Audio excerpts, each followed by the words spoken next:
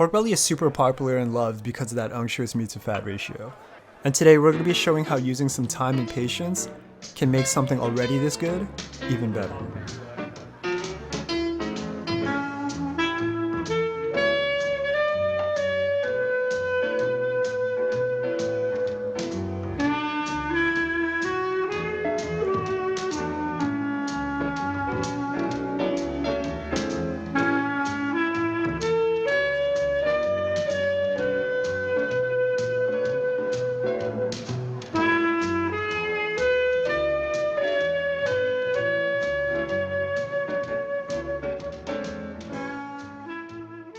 So for centuries now, people around the world have been curing meat to help prolong its shelf life. And as a convenient result, it's also been enhancing the flavor of the meat.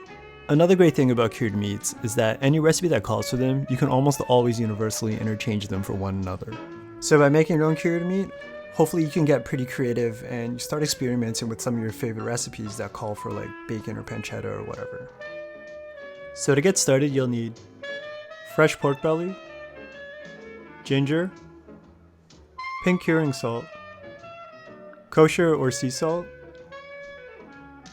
5-spice powder, sugar, Chinese rose wine, hard liquor, light soy sauce, and dark soy sauce.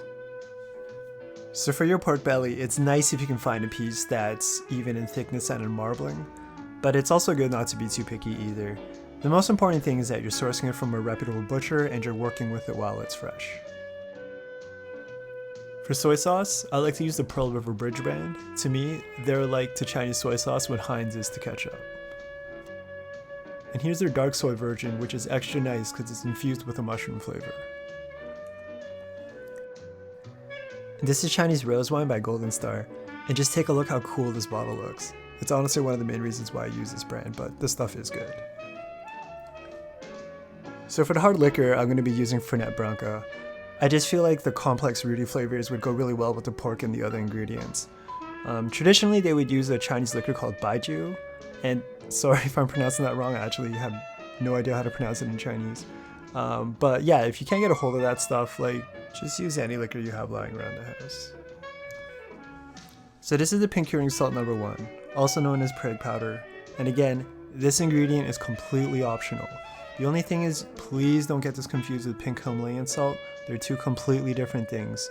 Curing salt contains something called sodium nitrite, which helps act as an antimicrobial, and it also contributes to the texture, flavor, and color of the final product. To make the marinade, mix all the ingredients aside from the pork belly in a mixing bowl until the sugar is dissolved. And then just set it aside for now. For the pork belly, place it skin side down and begin slicing it against the grain into 2 cm strips.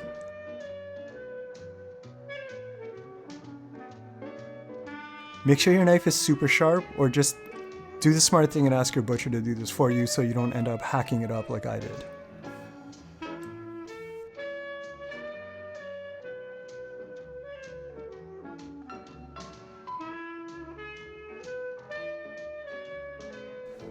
Now place your pork into a container or a plastic bag.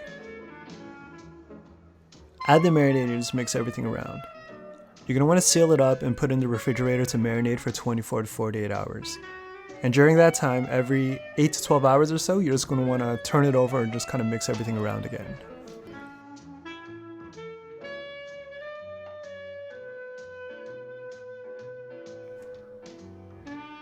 After the pork's done marinating, I like to put it on a wire rack to let some of the excess marinade drip off before we start air drying.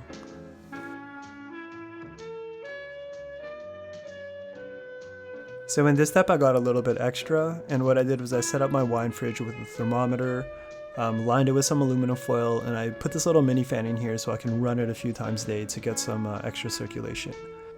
But this setup is completely unnecessary. All you really need to do is put the pork on a wire rack, place it in your fridge uncovered, and every day we're just going to flip the pork once and kind of assess the situation from there.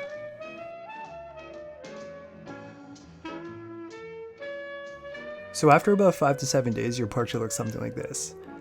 Now the amount of days is going to be different for everyone because everyone's fridge and pork is going to be different, But you'll know your pork is ready when it's lost about 30% of its mass, it's hard on the outside, might be soft but still very firm on the inside. So for mine it took about 7 days, but also keep in mind I used the wine fridge. I'm really happy with the way this pork belly turned out.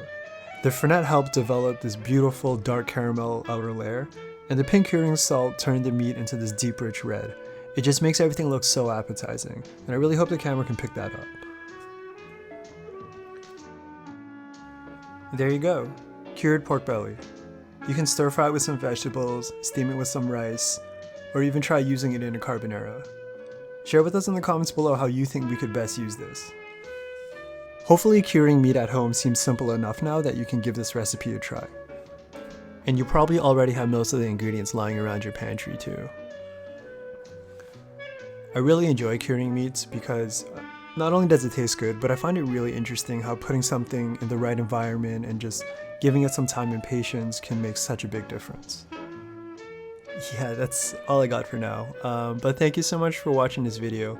I really hope that you enjoyed it and you do give this recipe a try, because I do think it is pretty simple and it could potentially unlock this whole new side of cooking for you if you've never tried curing any meat at home. And also, if there's anything that you'd like to see me try to cook, just let me know in the comments down below and I'll give it my best shot. So until then, peace.